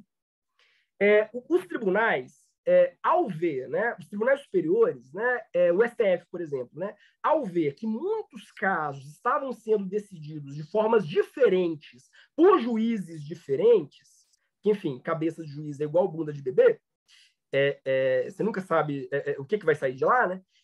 Como os tribunais, eles estavam, como muitas vezes juízes estavam decidindo de formas muito diferentes em diferentes regiões do Brasil, eles começaram a fazer súmulas que eram basicamente uma síntese de como aquele tema deveria ser decidido. É como se os tribunais estivessem explicando a legislação e dizendo, olha, juízes, vocês devem decidir nesse assunto com base nessa interpretação aqui. Ela está sumulada. O que é súmula vinculante? É a tentativa de tornar essa interpretação obrigatória. O juiz é obrigado a respeitar a súmula vinculante? Claro que não. O juiz não respeita nem direito processual, que dirá a súmula. Mas, com base em súmula, eu posso revisar aquela decisão e dizer, olha, a sua decisão, ela vai ser revisada, ela pode ser revisada até de plano, ela vai ser revisada porque ela desobedece à interpretação oficial que está na súmula vinculante feita pelos tribunais superiores. É um esforço para dar homogeneidade às decisões, para dar algum nível de previsibilidade às decisões partindo dos tribunais superiores. Entendi. Aí entra naquele panorama de segurança jurídica, se você meio que não ficar seguindo muito as súmulas. Sim. A Ruth perguntou o que é um juiz monocrático. O juiz monocrático é um juiz que fora de um colegiado, fora de um tribunal. Ele decide sozinho, ele está na vara dele. Está na vara dele é horrível, né? Mas, enfim, o juiz uma coisa é um desembargador. Ele vota colegiadamente, ele vota dentro, né, de um tribunal, juntamente com outros magistrados, né? O juiz monocrático, que está no início de carreira, né, geralmente, é aquele juiz que decide isoladamente. Tranquilo? O João levantou a mão. Professor, não muito, só para eu entender a sua resposta, é que você falou que a gente não tem hierarquia dentro do juiz, aí agora você trouxe esse exemplo de que decide sozinho, que decide no colegiado, não ficou muito claro para mim. Porque, na verdade, o que acontece? Você tem, né, juízes monocráticos, juiz singular, que trabalha numa vara qualquer. Acima desses juízes, né, a gente tem os tribunais. Vamos pensar na justiça comum, né? Você tem os juízes estaduais, monocráticos. Acima desses juízes estaduais, você tem o tribunal estadual. E acima do tribunal, digamos assim, você tem os tribunais superiores, o STF, o STJ, por aí vai, né? Sei lá, a gente briga e você me processa, você está me processando por calúnia. Você vai apelar para um juiz monocrático. Você vai fazer um processo, seu advogado, né, no caso, vai fazer um processo, esse processo vai ser encaminhado para uma vara X. O juiz dessa vara X sozinho vai decidir. Caso a decisão seja contra você, você tem o direito de apelar para que aquela sentença seja revisada. Onde aquela sentença será revisada? Ela vai ser revisada por um tribunal, por um conjunto de desembargadores, né, por um colegiado que, enfim, em geral é presidido por um outro desembargador. Esse colegiado, né, esse tribunal já não é mais monocrático, é colegiado. Caso você discorde também da decisão dele, você pode eventualmente, caso você demonstre, por exemplo, que a decisão do tribunal ou a decisão do juiz monocrático viola frontalmente a Constituição, você pode apelar para o STF, por exemplo, estaria em tese acima dele. Mas não há hierarquia no sentido de que o STF não pode, por exemplo, eu sou um juiz que odeio os desembargadores, eu sou genial, me basto. Eu posso decidir 20 anos seguidos contrário às decisões dos desembargadores e dos tribunais superiores. E ninguém vai me punir por isso. Isso faz parte essa liberdade faz parte das minhas atribuições funcionais.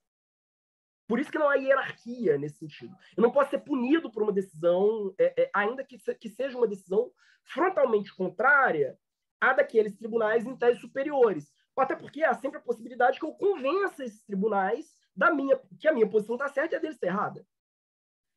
Você percebe? Então, a independência funcional do juiz pressupõe que ele não vai ser controlado administrativamente pelos tribunais superiores pelo conteúdo das suas decisões. É por isso que não há hierarquia nesse sentido. A hierarquia no seguinte sentido: se eu estiver gastando demais com papel higiênico na vara, nossa, isso também soa horrível.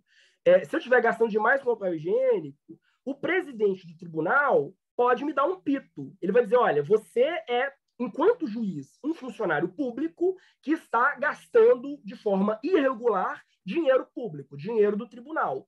Nessas atribuições, eu posso ser pressionado. Mas eu não posso ser pressionado pelo conteúdo da minha decisão, ainda que o conteúdo da minha decisão seja contrária ao entendimento dos desembargadores no tribunal ao qual eu pertenço. Tá mais tranquilo? Mesmo? Então, João Marcelo. Professor, você estava comentando a respeito de quando o judiciário começa a decidir sobre pautas que eles não têm as competências necessárias, né? Mas, por exemplo, assim, eu entendo que isso é muito problemático, porém, eu acho que nesse governo do Bolsonaro, né, na pandemia, ficou muito claro assim que foi um governo, embora eleito politicamente, que tomou uma série de decisões respaldadas pelos seus componentes técnicos, né, ali da saúde, que iam totalmente contra uma série de normas e tal, inclusive da OMS, da ONU. E nesse sentido é válido que o judiciário entre e fale assim, peraí, né, não é bem assim e tal, que é na verdade o que acontece também porque o judiciário pode intervir, né? Então, digamos assim, tem um lado positivo e um lado negativo, e eu acho que é muito difícil entender qual que é esse limite, assim, né? É muito caso a caso e difícil, sei lá, positivar algo que vá determinar isso, assim, previamente. Agora, há uma autora que a gente vai, inclusive, trabalhar aqui na disciplina, que é a Chantal Mouffe. A Chantal Mouffe ela vai dizer o seguinte, o surgimento desses governos populistas, ele se deve, em parte, ao fato de que os partidos institucionalizados, né, tanto de direita quanto de esquerda, eles acabaram abandonando essas pautas. Os partidos eles se recusam a dialogar com a população sobre temas que a população considera importantes. E pelo fato que esses temas eles não desaparecem, eles vão ser trabalhados em outro espaço. Que espaço é esse? O judiciário. Então, ela vai dizer que isso vai erodindo a possibilidade de debater publicamente os temas até para formar consensos, né? Então, isso vai criando um desgaste político, né? Porque, não, a gente tem uma demanda, sei lá, união homoafetiva. Gente, eu me casei, então, quer dizer, se existe uma pessoa que não pode se posicionar contra a união homoafetiva, sou eu, né? Graças ao céu, que o judiciário tenha intervido nesse sentido, né? Mas, ao invés de os partidos se mobilizarem para construir um debate coletivo, né, e, vamos dizer assim, instruir a população sobre isso, né, frequentemente eles deixaram de debater e empurraram isso para o judiciário. Isso vai criando um cenário, quer dizer, em que a população ela se sente realmente distante da política, ela se sente alijada da política. Então, aí você cria movimentos populistas que eles têm um perfil muito específico, que ele vende a ilusão de interatividade direta. Ele vai dizer, olha, o deputado ou o senador não dialoga com você sobre aqueles temas, mas eu dialogo com você por meio do WhatsApp, por meio do meu Twitter, por meio do Facebook, do YouTube. Eu vou fazer uma live agora, você vai poder comentar no chat da minha live. Isso é uma ilusão de interatividade. As pessoas realmente acham, né, quem vota nesse governo, por exemplo, realmente acredita que ela interage diretamente com os grandes líderes do governo. É uma ilusão. Tem até um vídeo do Porta dos Fundos que eu acho hilário, né, enfim, eles começam um vídeo eleitoral, tem um fundo bonitinho e tal, o cara tá com um terninho. Ele, não, isso não vai colar. Joga esses livros fora, desarruma essa gravata, suja um pouco de mostarda, vai parecer que é espontâneo, né? Parece que existe um diálogo horizontal, né, entre a população e o governo, né? Aquelas lives do Bolsonaro. Oi? Aquelas lives do Bolsonaro que parece do Estado Islâmico lá, que é tudo... Não tem nada de espontâneo ali. É tudo absolutamente hollywoodiano, assim, é absolutamente produzido. Só que você cria essa sensação pro tiozão do pavê que, nossa, olha aqui, eu tô conversando com o presidente no WhatsApp, ele me responde quando eu comento. É um troll, né? Na verdade, é uma fábrica de trolls, mas a pessoa acredita realmente, ela acredita piamente que ela tem um diálogo direto, que é um diálogo que os partidos já não têm. Então, acho que tem todo um sistema, assim. A gente ter... Já comeram seu pão com leite condensado. É isso, quer dizer... Então, eu acho que a gente acabou depositando uma fé muito grande de transformação no poder judiciário, que é o último poder que pode assumir essa função, porque ele não tem uma função pedagógica. Ele não tem uma função de realmente transformação social a longo prazo. Então, só vai criando um abismo. Tá, tudo bem, eu tenho o meu direito de casar garantido pelo ordenamento jurídico brasileiro, graças ao STF, mas isso não impede eu apanhar de lâmpada se eu sair na rua. Enfim, esse movimento, né, de debate, de negociação, de conscientização, que deveria ser feito pelos partidos políticos, já não é mais feito por eles, né? É feito pelos tribunais. Não tem nada mais louco do que isso. Enfim, é uma discussão que eu acho que é muito interessante, porque ela tem muitas nuances, assim.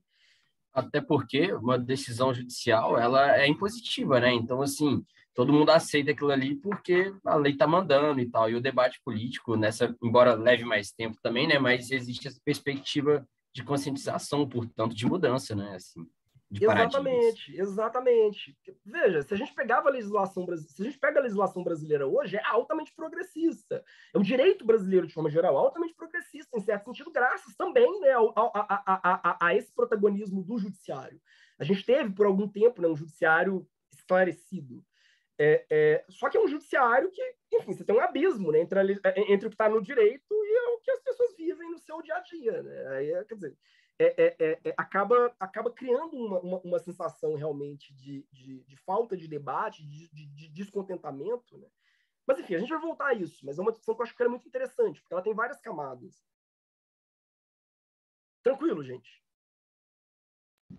Professor, diga. Eu queria fazer uma pergunta mais técnica, não sei se eu compreendi direito, sobre a não hierarquização do judiciário. Uhum. Por exemplo, se um juiz qualquer de algum estado, ou o que seja, dá o seu veredito, o STF não pode, então, interferir. Tipo assim, por ele mesmo. O STF, caso eu recorra, o STF pode mudar a decisão. Mas dentro do processo, dentro dos prazos do processo, ele não pode, de antemão, dizer, olha, tudo que você fez está errado, você vai ser demitido e a gente vai reformar a sua decisão agora. Não, a parte interessada precisa recorrer, tem todos os prazos dentro do STF, ele reforma a decisão e nada impede que aquele juiz, no mesmo caso, tome a mesma decisão. Ele fala, o STF reverteu a minha decisão naquele caso, mas eu vou tomar uma nova decisão idêntica agora, em outro assunto. Por quê? Porque eu quero. É o livre convencimento motivado, né? Você tem liberdade funcional para isso. É óbvio, se você é juiz e começa a desrespeitar sistematicamente, né, as orientações dos tribunais superiores, a possibilidade que você ganhe promoções é muito pequena. Mas, se o cara é um doido que, enfim, tocou o foda-se, né, como se diz, e não se importa, a possibilidade de ele... Não, o TJRJ, né, o Tribunal de Justiça do Rio de Janeiro, não concorda com o meu entendimento, ele que reforme. Mas em todos os casos eu vou votar da mesma maneira. Isso é possível? Tranquilo, gente? Sim. Não se desesperem, vocês verão isso ao longo do curso de uma forma muito mais desenvolvida, né? Eu só tenho duas questões, né? Primeiro, as disciplinas dogmáticas não são necessariamente disciplinas profissionalizantes. como eu disse, né? Porque a disciplina dogmática, ela vai tentar debater o conteúdo da norma com você. Ela não vai simplesmente ensinar quais são as melhores estratégias para fazer com que, enfim, você como é que se chama? Faça amigos, influencie pessoas, né? Para que você tenha um alto grau de sucesso nas decisões judiciais. Então, frequentemente, inclusive, né, muitos professores nas disciplinas dogmáticas vão defender em sala de aula teses que não são sequer teses majoritárias. Tipo assim, se você vai comprar essa tese num tribunal, provavelmente você vai perder. Mas não significa que ela esteja errada. Ela pode ser, inclusive, a mais técnica, né? A mais acadêmica. Talvez a longo prazo, né? Eu vou dar um exemplo. Até pouco tempo atrás, os tribunais não aceitavam adoção à brasileira. O que é adoção à brasileira? Eu não passei por todos aqueles procedimentos formais para adotar uma criança. Eu simplesmente peguei ela para criar. Pronto. Peguei ela, estava vivendo comigo, foi adotada. Isso criava um problema. Por quê? Vamos supor, eu adotei uma criança, mas nunca registrei isso formalmente. Eu morro, ela não herda nada. Fica com uma mão na frente e outra atrás. Um professor na UFMG, que faleceu semana passada, que Deus o tenha, diferentemente de Popper, né? Esse realmente vai para o céu, que é o João Batista Vilela, saudoso, grande João Batista Vilela, ele começou a defender uma tese, que é o princípio do afeto. Ele começou a defender que relações familiares deveriam ser encaradas pelo direito não com base nas relações sanguíneas só, e nem com base nos documentos só, naquilo que está na certidão de nascimento. Relações familiares devem ser baseadas na maneira como elas se configuram no seu dia a dia a partir dos afetos entre as pessoas. Então, eu posso ter, enfim, um parente de sangue que não faz parte propriamente da minha família e, portanto, não deveria ser meu herdeiro, e posso ter, por outro lado, uma pessoa que eu nem registrei, não estou na certidão de nascimento dela, também não tem vínculo sanguíneo comigo, mas que, não obstante, é meu filho. Quando o João Batista Vilela defendia essa tese, há 30 anos atrás, como um professor de direito civil, né, ou seja, de uma disciplina dogmática, as pessoas riam dele, as pessoas achavam que eram uma loucura. Hoje já é entendimento no STJ. Os tribunais superiores já adotam o princípio do afeto, até demais, para dizer a verdade. Assim, já há um abuso do princípio do afeto para as coisas mais, enfim, despirocadas possíveis. Mas, então, cabe também, né, a essas disciplinas, né, fazer essa crítica e oferecer alternativas, né, à maneira como determinadas decisões vêm sendo tomadas pelos tribunais, determinados institutos vêm se desenhando no direito. O João perguntou, né, mas como provaria esse afeto perante a justiça, em caso de herança, por exemplo?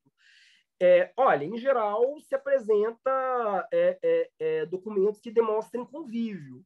Olha, aqui são fotos das 30 últimas férias que eu tive na minha vida, mostrando que nós convivíamos juntos. Tá aqui provas de que nós vivemos sob o mesmo teto durante 40 anos.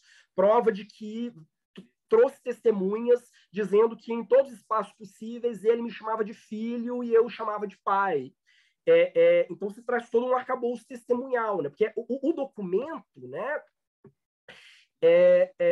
ele está ali como um instrumento probatório, mas há outros instrumentos probatórios igualmente válidos, né? É o que se faz em relação à união estável. Aliás, vou dar só um exemplo. Quando começou a história de união estável, gente, estou ficando muito velho, Deus. Quando começou a união estável, né, houve uma época em que a união estável não era aceita pelo direito brasileiro, né? Quando a união estável começou a ser aceita, lá nos idos de X, muita gente começou a escrever contrato de namoro. Eu vivo com meu namorado, mas a gente escreve um contrato para dizer que aquilo não é uma união estável. E a gente, olha, embora a gente more junto, embora a gente divida as contas, embora a gente tenha adotado um gato, nós não temos uma união estável. O que a justiça entendeu? Olha, o seu contrato de namoro dizendo que isso não é uma união estável, só prova que é uma união estável. Porque todos esses elementos, morar junto, ter um cachorro, ter um gato, dividir as contas, é a prova da existência de uma união estável. Então, tudo pode ser usado como prova nesse sentido. A Ruth levantou a mão. Ruth? Professor, uma dúvida, quando você fala defendendo uma tese, você se refere a acadêmico ou a ele apresentar isso como prova no tribunal na hora de defender um caso sobre o assunto? Porque eu ainda estou me acostumando com os termos, então às vezes, Não, ótimo. Não, defender uma eu tese não aqui no entendo direito. caso é defender um argumento, é defender uma forma de interpretar aquela norma, por exemplo. Porque, por exemplo, né, o João Batista Vilela ele defendeu esse argumento. Ele disse, olha, relações familiares devem ser baseadas no princípio do afeto. Muita gente entendia, né, abraçava o argumento contrário. Eles entendiam como o colega comentou, né, o Breno. Não, isso é muito subjetivo, então não dá para estruturar o direito com base nisso.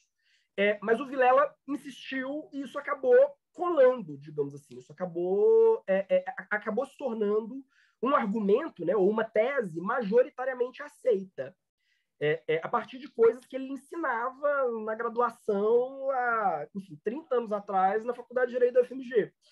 É subjetivo? Mas, em certo sentido, união estável também é.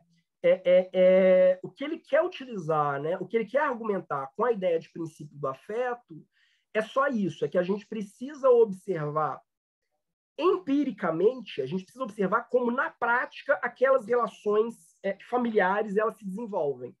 Para eu pensar em termos de testamento, para eu pensar em termos de herança, para eu pensar em termos de eventuais indenizações, né?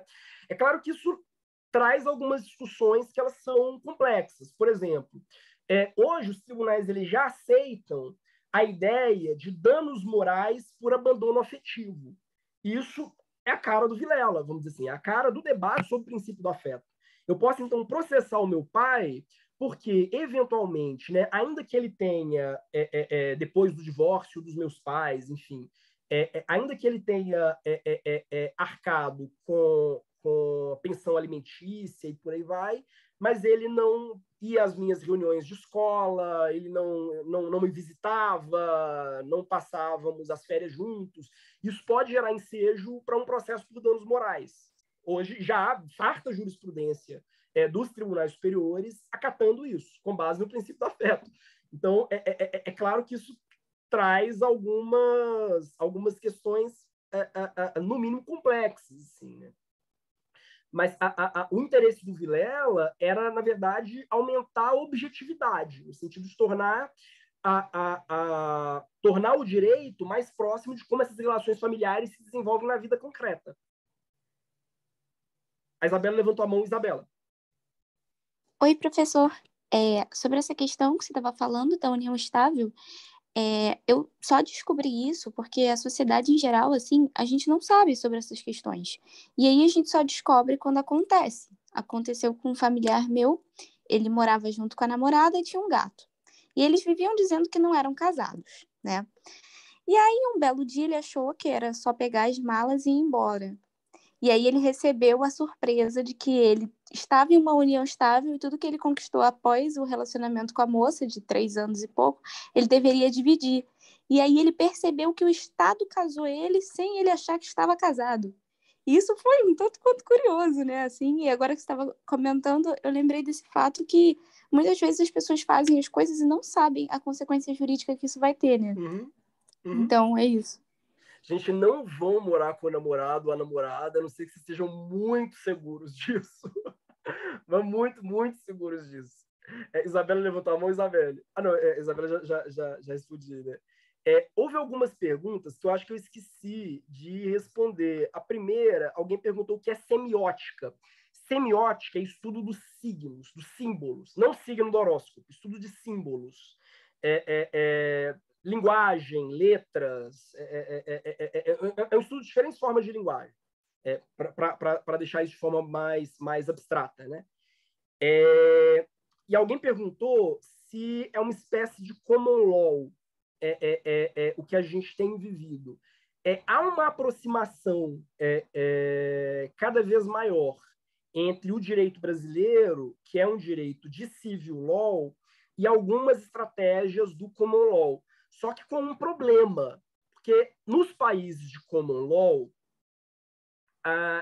o precedente, as decisões tomadas anteriormente, né, por aqueles tribunais, têm um peso enorme, elas vinculam a decisão do juiz.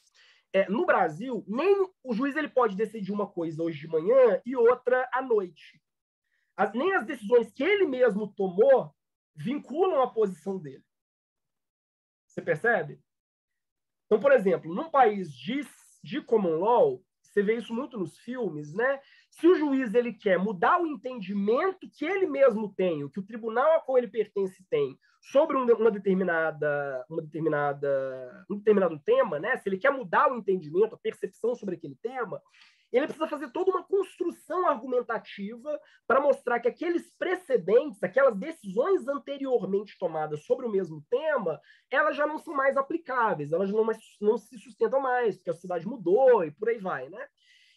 No Brasil, não. O juiz ele pode alterar as próprias decisões, né, sem que ele tenha obrigação de manter a coerência em relação às decisões anteriores.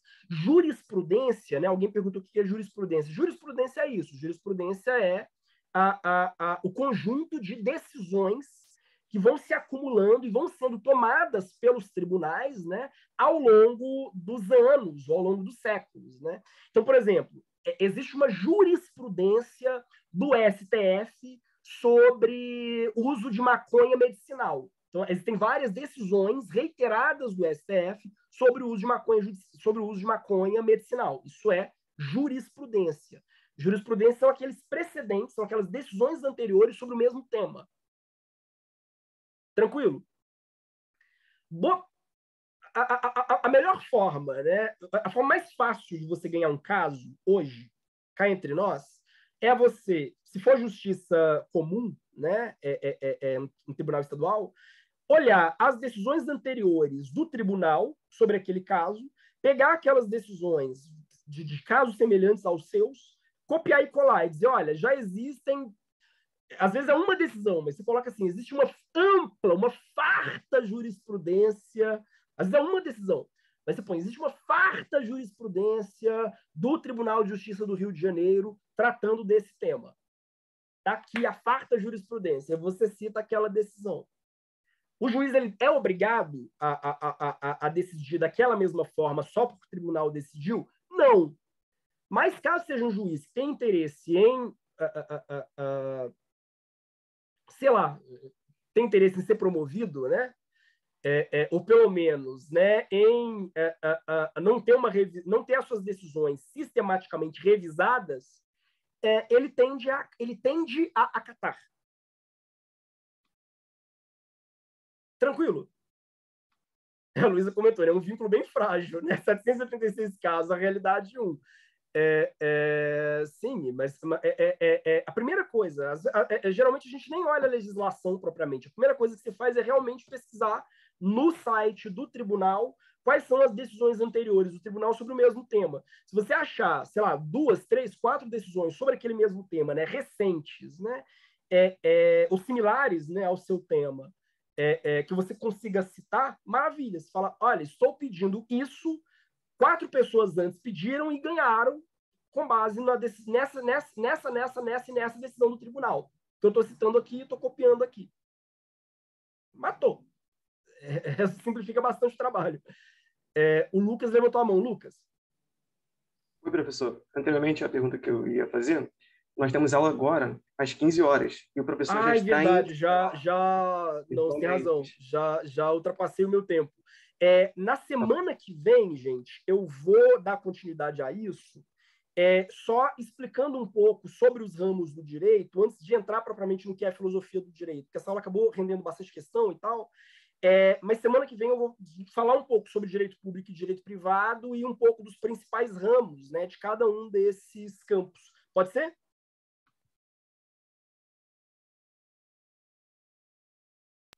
Combinado, Pode, prof. professor. Beleza, professor. Obrigado. Lucas, você quer perguntar? Quem quiser sair, pode sair e tal. Eu fico respondendo as últimas perguntas aqui. Eu acho que o Lucas quer perguntar e a Maria Beatriz também. Tá bom, professor, vou perguntar, que é bem breve. Bom, no que tange em relação ao direito processual penal, tem no artigo 2º que fala a lei processual penal aplicar-se-á desde logo, sem prejuízo da lei anterior. Aí eu fiquei em dúvida em relação aonde ela seria aplicada, na zetética ou na dogmática, tendo em vista que a dogmática ela reflete uma verdade absoluta, né? E a zetética um questionamento mais. Aonde se apresentaria o direito processual penal? O direito processual penal é dogmática. Por quê? Porque a base do direito processual penal é o código. É o código de processo.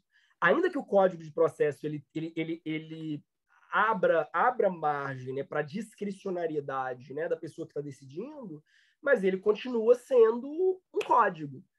Quer dizer, o professor de direito penal ele pode acreditar no que quer que seja. Ele pode, com base em toda uma pesquisa empírica, dizer que as normas do código já não são tão interessantes assim. O que, na prática, elas não têm sido cumpridas objetivamente pelos tribunais.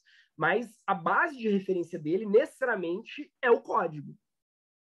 Entendi. Eu fiquei em dúvida, tendo em vista que, como essa questão do artigo 2º fala que uma lei nova aplicar-se imediatamente em uma causa que não esteja em curso, eu falei assim, poxa, será que... Porque, no caso, como a dogmática não cabe mais fundamentação, eu fiquei em dúvida acerca disso, mas agora eu já salientou minha dúvida que, na verdade, o Código do Processo Penal se baseia no Código Penal.